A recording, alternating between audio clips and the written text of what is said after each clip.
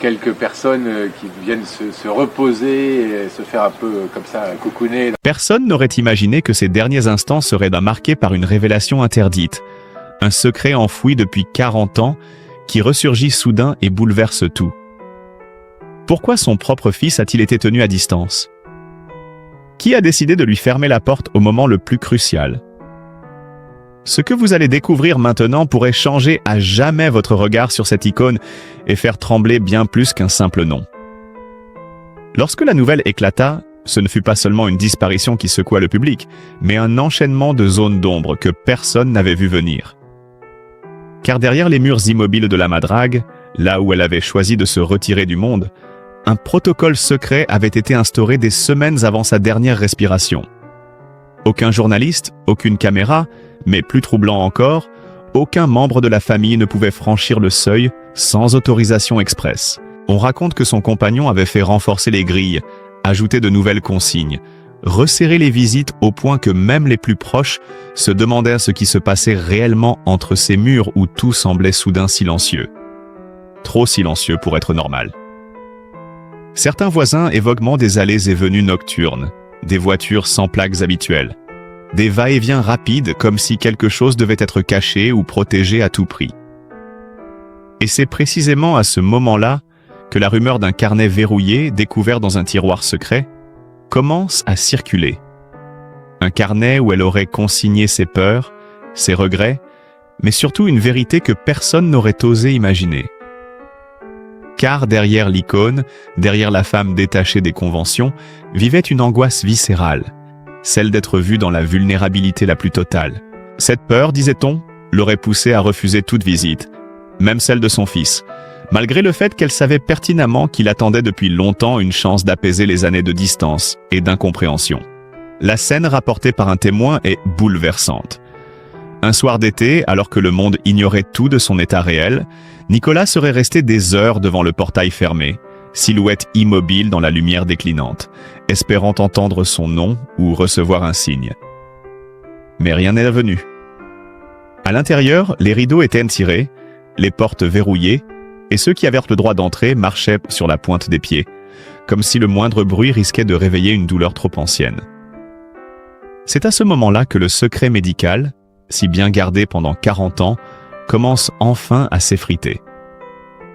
Une maladie dont elle avait refusé de parler, une bataille menée seule, par orgueil, par fierté ou par instinct de survie. Certains disent qu'elle avait brûlé des dossiers, d'autres affirment qu'elle avait exigé la destruction de certains clichés pris lors d'une crise. Mais le plus troublant reste sa volonté acharnée d'empêcher quiconque de la voir affaiblie. Cette obsession, héritée de décennies de persécutions médiatiques, a fini par rejaillir jusque dans ses derniers choix. Car au-delà du secret, il y avait une douleur plus intime, plus humaine. L'incapacité à accepter que son propre fils puisse la découvrir au seuil de la fragilité. Elle, la femme que le monde entier n'avait connue que radieuse, indomptable, souveraine. Alors quand le médecin lui proposa d'avertir Nicolas, elle aurait simplement répondu « Pas maintenant. Il ne doit pas me voir ainsi. » Mais le temps, lui, n'a pas attendu. L'état s'est aggravé, les heures se sont raccourcies, et le portail est resté fermé jusqu'au dernier souffle. Lorsque la vérité a éclaté, lorsque le monde a appris qu'elle s'était éteinte ainsi, dans un silence absolu, une onde de choc a traversé ceux qui la croyaient invincible. Et dans l'ombre de cette disparition se dressait la question que personne n'osait formuler à voix haute. Avait-elle choisi la solitude ou en était-elle prisonnière? Cette révélation, ajoutée aux pages déchirantes du carnet retrouvé, allait tout changer et ouvrir la voie à une vérité encore plus bouleversante. Une vérité que ni son fils ni le public n'étaient préparés à entendre. Après la découverte du carnet, une nouvelle onde de choc parcourut ceux qui eurent accès à son contenu. Ce n'était plus seulement l'histoire d'une femme qui voulait contrôler son image jusqu'au bout, mais celle d'une lutte intérieure bien plus ancienne, enracinée dans des décennies de blessures invisibles. Les premières pages révélèrent une vérité troublante. Depuis longtemps, elle vivait dans la crainte permanente d'être trahie par son propre corps, de voir la beauté qui l'avait rendue célèbre devenir son plus grand fardeau. L'icône avait fini par se sentir prisonnière du regard du monde, incapable d'accepter qu'on la découvre autrement que parfaite. Ce perfectionnisme dévorant, cette obsession de maîtriser chaque détail de son existence, avait lentement construit un mur entre elle et ceux qui l'aimaient. Mais les passages les plus bouleversants du carnet concernaient Nicolas, un fils qu'elle avait aimé de loin, dans un silence pesant, comme si chaque tentative de rapprochement réveillait une culpabilité qu'elle ne parvenait pas à affronter. On y lisait des phrases griffonnées à la hâte, presque des aveux arrachés à une conscience tourmentée. « Je ne sais pas comment être mère sans me trahir. » Ou encore « Je veux qu'il soit fier de moi, pas témoin de ma chute. » Plus loin, des lignes tremblées évoquaient ces nuits d'angoisse, la peur viscérale de le voir franchir le seuil de la madrague et de découvrir une femme qu'il ne reconnaîtrait plus. Pourtant, ce qui frappait le plus n'était pas sa volonté de se cacher, mais le combat intérieur entre son désir de le revoir et son incapacité à affronter cette rencontre. Des annotations plus anciennes racontaient des épisodes méconnus, des appels manqués, des rendez-vous annulés à la dernière minute, chaque fois sous le prétexte d'une fatigue soudaine ou d'un malaise, alors qu'en réalité la panique l'emportait. On comprend alors que le portail fermé ce soir-là n'était que l'ultime expression d'un mécanisme qui durait depuis des années. Ce choix, aussi cruel soit-il, n'était pas dirigé contre lui, mais contre l'image qu'elle refusait de laisser derrière elle. Le carnet révélait également des tensions silencieuses autour de la gestion de son héritage émotionnel et matériel. Des noms apparaissaient, des dates, des décisions prises dans l'urgence, des lettres jamais envoyées, des phrases barrées comme si elle avait voulu effacer des vérités qu'elle n'assumait plus. Plusieurs passages mentionnaient son compagnon, non pas comme un gardien autoritaire, mais comme quelqu'un tenté de la protéger d'elle-même, parfois à l'excès.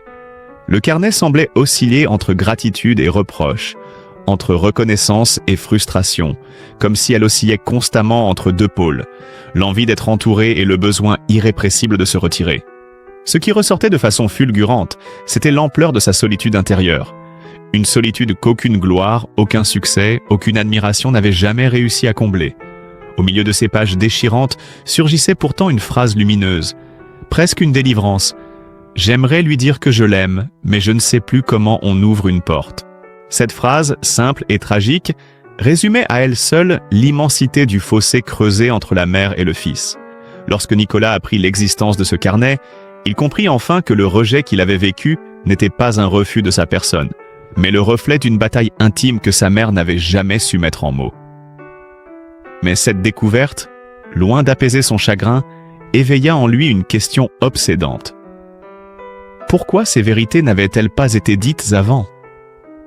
Pourquoi avait-elle choisi de livrer ses confidences à un cahier plutôt qu'à celui qui en avait le plus besoin ? Alors que les jours passaient, l'existence même de ce carnet commença à susciter des tensions autour de l'héritage moral et affectif laissé derrière elle. Certains y voyaient une trace sacrée de son âme, d'autres un document trop intime pour être révélé. Pourtant, chacun comprenait que ces pages étaient la clé pour comprendre ses décisions les plus incompréhensibles, et surtout la dernière pièce manquante d'un puzzle familial brisé depuis trop longtemps. Et au moment où la lumière semblait enfin se faire sur une partie de son histoire, une dernière section du carnet, scellée d'un petit ruban, restait encore non ouverte.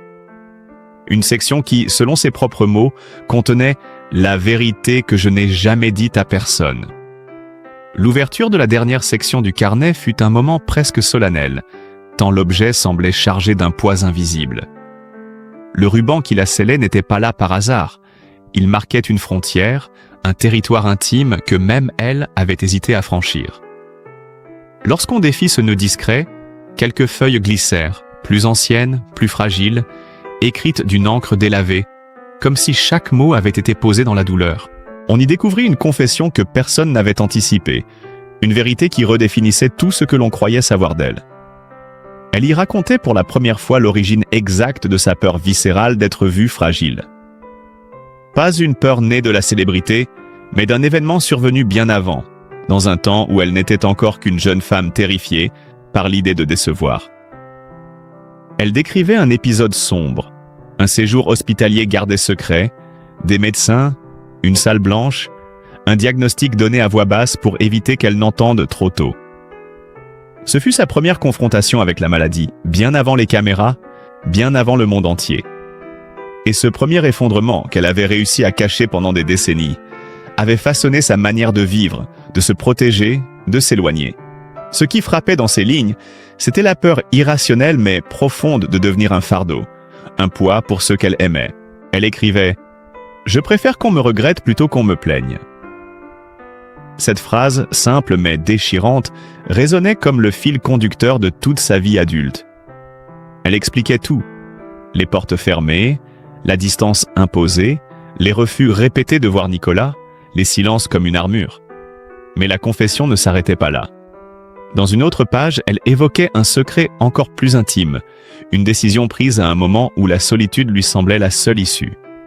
Elle avait envisagé, plusieurs années auparavant, de disparaître volontairement de la vie publique sans laisser de traces, comme si effacer son existence pouvait mettre fin à sa douleur. Elle avait même écrit une lettre d'adieu, soigneusement cachée puis détruite, mais elle en recopia quelques phrases dans cette dernière section. On pouvait y lire « Je n'ai jamais su vivre pour moi. J'ai vécu pour l'image qu'on attendait de moi. Et aujourd'hui, je ne sais plus qui je suis. » Ces mots étaient là que peut-être les plus humains qu'elle ait jamais laissés derrière elle. Mais ce qui bouleversa davantage Nicolas fut le paragraphe où elle parlait de lui avec une tendresse qu'elle n'avait jamais su exprimer en face. Elle confessait avoir tenté plusieurs fois de renouer, d'ouvrir cette fameuse porte, avant de reculer à la dernière seconde. Elle écrivait « Je me suis arrêtée devant le téléphone des dizaines de fois. Je voulais entendre sa voix, mais ma honte me paralysait. » Puis cette phrase, la plus poignante de toutes. « S'il savait combien je l'aime, peut-être me pardonnerait-il de n'avoir jamais su comment être sa mère. » Chaque mot semblait peser une vie entière. Chaque phrase révélait une femme différente de celle que le monde croyait connaître. Vulnérable, blessée, sincère dans sa maladresse. La dernière page contenait enfin une explication sur le fameux portail fermé le soir de sa mort. Elle admettait que ce n'était pas une décision prise dans la colère ni dans l'indifférence, mais dans la terreur absolue d'être vue sur le point de s'éteindre. Elle craignait que cette image devienne le dernier souvenir de son fils, effaçant tous les autres. « Je ne voulais pas que Nicolas me voie mourir, » écrivait-elle, « parce que je voulais qu'il garde de moi une lumière, pas une ombre. » Lorsque cette vérité fut enfin révélée, un silence lourd envahit ceux qui la découvrirent. Ce n'était plus seulement l'histoire tragique d'une mère et d'un fils séparés par la vie, mais celle d'une femme qui avait passé son existence entière à se protéger d'une blessure originelle qu'elle n'avait jamais réussi à guérir. Et tandis que Nicolas lisait ces mots, sa douleur se mêlait à une compréhension nouvelle, brutale, dévastatrice. Il n'avait jamais été rejeté. Il avait été aimé maladroitement, silencieusement, désespérément. Et cette révélation, plus que toutes les autres, allait bouleverser tout ce qui suivrait. Après la lecture de la dernière page, un silence presque sacré envahit la pièce, comme si les mots laissés derrière elle continuaient de vibrer dans l'air trop lourd, trop vrai pour être immédiatement absorbés. Nicolas resta un long moment immobile, le carnet ouvert sur ses genoux, les doigts crispés sur les feuilles fragiles qui semblaient prêtes à se déchirer au moindre geste. Ce qu'il venait de découvrir balayait d'un coup des années de colère enfouie, de rancœur mal cicatrisée, et révélait une douleur encore plus profonde. Celle de n'avoir jamais compris qu'il avait été aimé, mais d'un amour brisé, maladroit, prisonnier de ses propres blessures. Ce choc émotionnel laissa place à une nouvelle forme de vertige lorsqu'il réalisa que ce carnet, au-delà de ses confessions bouleversantes, soulevait aussi une question brûlante. Fallait-il en révéler le contenu? Fallait-il partager au monde la vérité derrière les murs de la madrague, ou protéger une mémoire soigneusement construite, une légende fragile que sa mère avait défendue jusqu'à son dernier souffle? Car les phrases découvertes contenaient une puissance explosive. Elles auraient suffi à réhabiliter leur relation aux yeux du public, à inverser les jugements, à transformer la perception froide des dernières années en une compréhension bouleversante de sa solitude. Mais paradoxalement, ces mêmes mots pouvaient aussi ouvrir une faille dans l'aura immaculée de l'icône, exposant sa fragilité, ses contradictions, ses peurs les plus secrètes. Nicolas sentit alors naître un conflit intérieur d'une violence sourde. Protéger sa mère ou révéler sa vérité? Honorer son désir de silence ou offrir au monde la profondeur humaine qu'elle avait toujours cachée? Pour la première fois, il comprenait le poids du masque qu'elle avait porté toute sa vie. À l'extérieur, on parlait déjà d'elle avec des mots définitifs. Les médias évoquaient un départ digne, majestueux, à l'image de la femme qu'elle avait toujours été. Les hommages affluaient, les souvenirs embellis, les images iconiques recyclées avec nostalgie. Mais personne ne savait que, derrière cette façade de sérénité, il y avait une vérité 1000 fois plus déchirante. Et Nicolas, seul avec ce carnet entre les mains, se retrouva face à un choix impossible. Dans les jours qui suivirent, la tension monta encore autour de la madrague. Des proches, des amis de longue date, des collaborateurs de l'association se présentèrent, tous avec des intentions différentes. Certains sincères, d'autres attirés par l'aura encore brûlante de son nom. Chacun semblait chercher une part d'elle, quelque chose à conserver, une trace à ne pas laisser disparaître. Mais ce qui attisa davantage la tourmente fut l'apparition d'un visiteur inattendu, un médecin âgé, discret, que personne ne connaissait vraiment, mais qui affirma avoir joué un rôle essentiel dans les dernières années de sa vie. Il demanda à parler à Nicolas en privé, avec une insistance calme mais déterminée. Ce qu'il révéla alors bouleversa encore plus l'équilibre fragile de ses jours endeuillés. Il expliqua que sa mère avait consulté en secret depuis longtemps, non pas pour une seule maladie, mais pour une accumulation de troubles qu'elle cachait avec une force presque surhumaine. Des douleurs chroniques, des crises d'angoisse nocturne, des troubles respiratoires et surtout un épuisement psychologique qui ne cessait de s'aggraver. Elle ne voulait pas être hospitalisée, dit-il d'une voix basse. Elle avait peur qu'on la voie dans un lit. Elle m'a supplié de tout faire pour qu'elle puisse rester chez elle jusqu'au bout. C'était la confirmation de ce que le carnet laissait deviner. Mais prononcé à voix haute, avec la précision clinique d'un témoin direct, cela devint insupportable. Nicolas sentit un frisson glacé lui traverser la poitrine. Il revoyait ce portail fermé, cette nuit où il avait attendu en vain. Il comprenait maintenant que derrière cette barrière métallique se jouait un combat dont il avait été exclu malgré lui. Un combat qu'elle avait voulu mener seule, peut-être par amour déformé, peut-être par peur viscérale. Le médecin ajouta un détail qui fit vaciller Nicolas. Quelques jours avant sa mort, elle avait posé une question étrange, presque enfantine. « Croyez-vous que mon fils pourrait me pardonner ?» Cette phrase, courte, fragile, résonna comme une dernière tentative, un dernier souffle de lucidité, une main invisible tendue à travers les murs que la peur avait construits. À cet instant, tout bascula. La douleur de Nicolas se transforma en une détermination nouvelle, sombre mais nécessaire. Il comprit que cette histoire ne pourrait pas rester enfermée entre deux couvertures. Pas pour laver une image, pas pour provoquer un scandale, mais parce que sa vérité avait enfin trouvé une voie et qu'il était peut-être le seul à pouvoir la porter.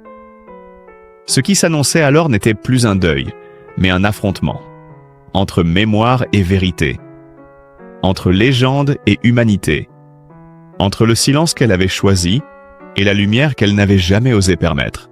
Et au cœur de cette bataille à venir, une question demeurait, suspendue comme une dernière respiration.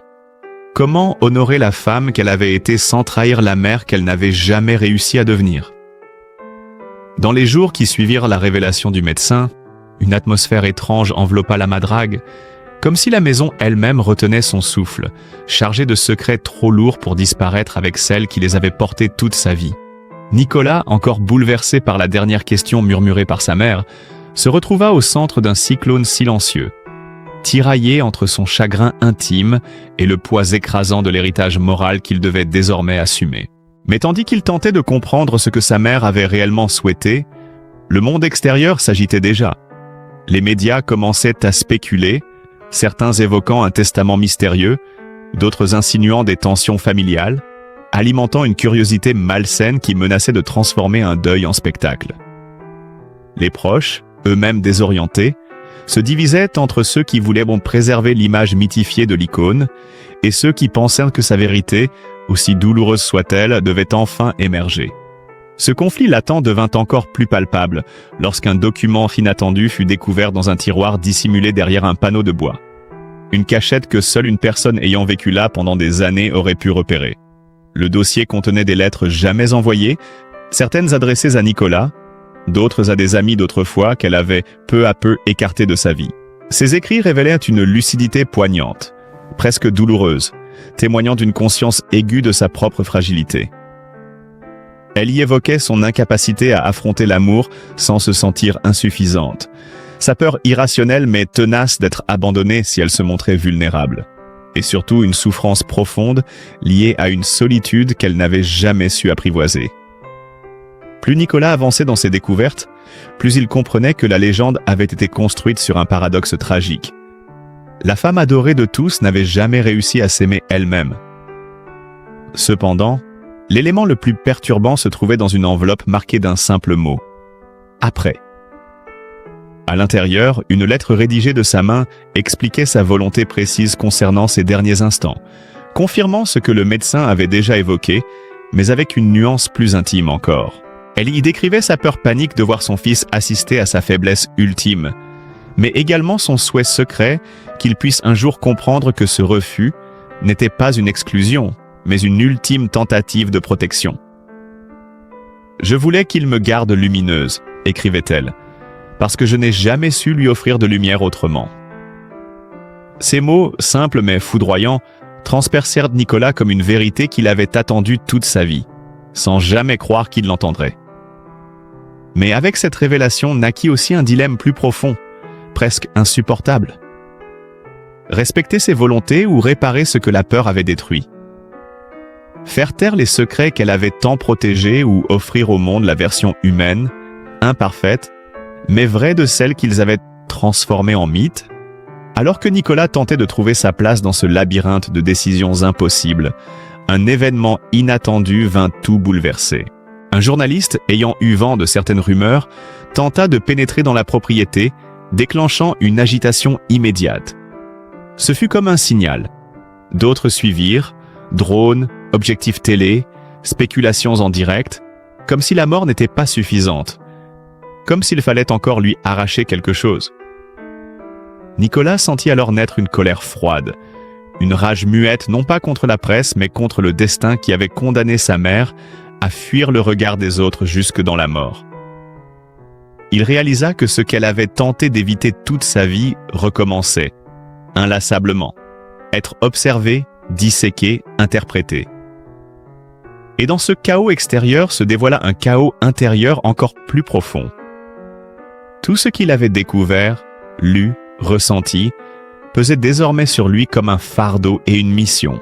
Devait-il s'effacer, laisser le mythe continuer à vivre sans fissure, ou devait-il être la voix que sa mère n'avait jamais eue pour dire ce qu'elle n'avait jamais su dire? Devait-il protéger son silence ou briser ce silence pour guérir enfin la blessure qui les avait séparés toute une vie? Tandis que le soleil se couchait derrière les murs de la Madrague, une certitude commença pourtant à émerger, fragile mais tenace. Quelle que soit la décision qu'il prendrait, elle ne pourrait être guidée que par l'amour, celui qu'il avait attendu, celui qu'elle avait caché, celui qu'il n'avait jamais su se dire. Et c'est à partir de cette vérité-là, douloureuse mais enfin éclairée, que son chemin allait se dessiner.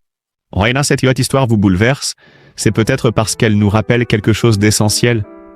Derrière chaque visage célèbre, derrière chaque légende que l'on croit connaître, il y a une âme fragile, une personne qui doute, qui aime maladroitement, qui souffre en silence.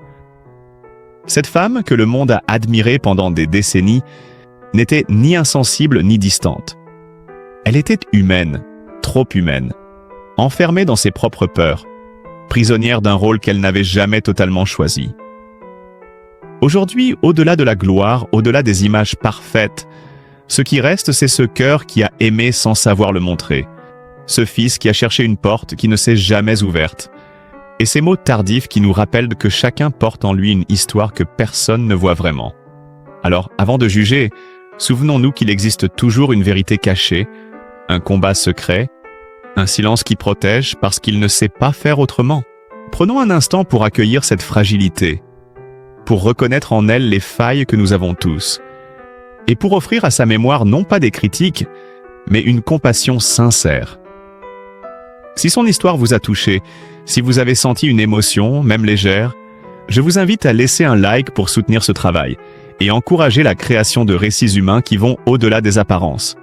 Partagez cette vidéo avec ceux qui, peut-être, ont besoin de se rappeler que personne n'est aussi fort qu'il en a l'air.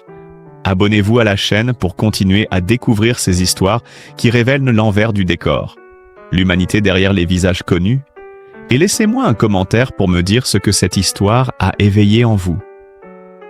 Votre voix compte, votre soutien aussi. Et ensemble, nous pouvons continuer à raconter ces vérités que personne n'ose dire, mais que tout le monde a besoin d'entendre.